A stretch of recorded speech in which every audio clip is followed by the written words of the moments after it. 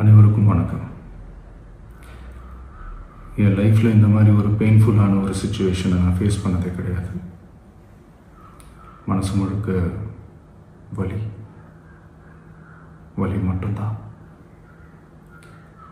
இந்த சுற்றுப்பயணத்தில் என்னென்ன மக்கள் பார்க்க வராங்க, அதுக்கு ஒரே ஒரு காரணம் தான், அவங்க என் மேலே வச்சிருக்கிற அன்பும் பாசம். அந்த அன்புக்கும் பாசத்துக்கும் நான் எப்பவும் கடமைப்பட்டிருக்கிறேன். அதனால தான் இந்த சுற்றுப்பயணத்தில் மற்ற எல்லா விஷயங்களையும் தாண்டி மக்களுடைய சேஃப்டி, அதில் எந்த காம்ப்ரமைஸும் பண்ணிடக்கூடாதுன்றதுக்காக தான் அது என் மனசில் ரொம்ப ஆழமாக இருக்கும் அந்த எண்ணம்.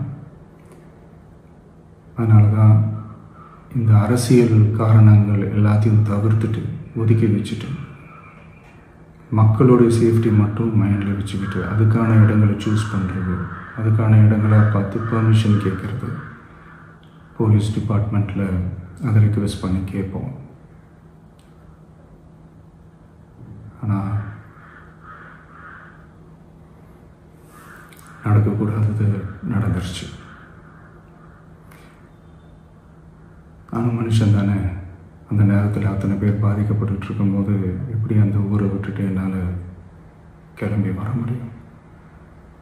நான் திரும்ப அங்கே போகணும்னு இருந்துச்சுன்னா அதை ஒரு காரணம் காட்டி அங்கே வேறு சில பதட்டமான சுச்சுவேஷன்ஸ், வேறு சில அசம்பாவிதங்கள் அந்த மாதிரி எதுவும் நடந்துடக்கூடாதுன்றதுக்காக தான் நான் அவாய்ட் பண்ணேன்.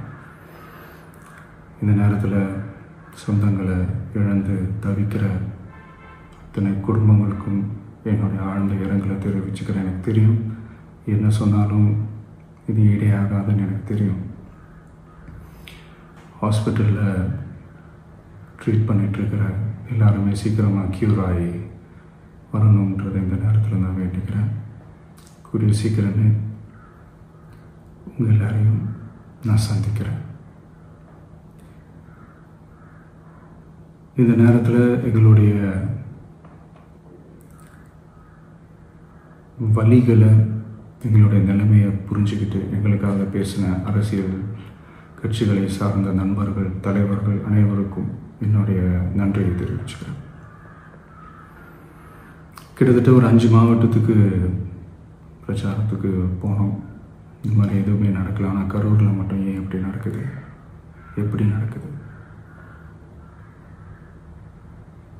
மக்களுக்கு எல்லா உண்மையும் தெரியும். மக்கள் எல்லாத்தையும் பார்த்துக்கிட்டு இருக்கிறாங்க.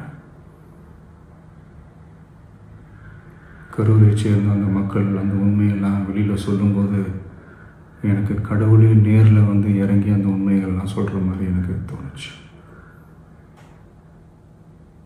சீக்கிரமே எல்லா உண்மைகளும் வெளியில் வரும்.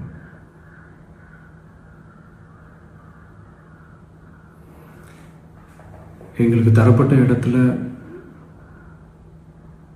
நாங்கள் போய் அந்த ஸ்பாட்டில் நின்று நாங்கள் பேசிட்டு வந்தோம். அதை தாண்டி எந்த தவறும் எங்கள் சைடில் நாங்கள் எதுவும் செய்யலை.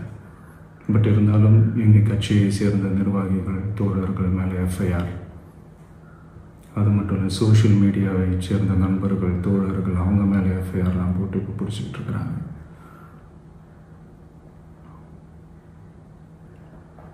சிஎம் சார், உங்களுக்கு ஏதாவது இந்த பழி வாங்கணும் அப்படின்ற எண்ணம் ஏதாவது இருந்துச்சுன்னா என்ன வேணாலும் பண்ணுங்க. அவங்க மேலே கை வைக்காதீங்க. நான் ஒன்று வீட்டில் இருப்பேன், இல்லை நான் ஆஃபீஸில் இருப்பேன். என்ன வேணாலும் செய்யுங்க. நண்பர்களே, தோழர்களே, நம்மளோட அரசியல் பயணம் இன்னும் ஸ்ட்ராங்காக, இன்னும் தைரியத்தோட கண்டினியூ ஆகும். താങ്ക്യൂ. ഏറ്റവും പുതിയ വാർത്തകളും വിശേഷങ്ങളും വിരൽ തുമ്പിലറിയാൻ സീ മലയാളം ന്യൂസ് എല്ലാ ഡിജിറ്റൽ പ്ലാറ്റ്ഫോമുകളിലും ലഭ്യം.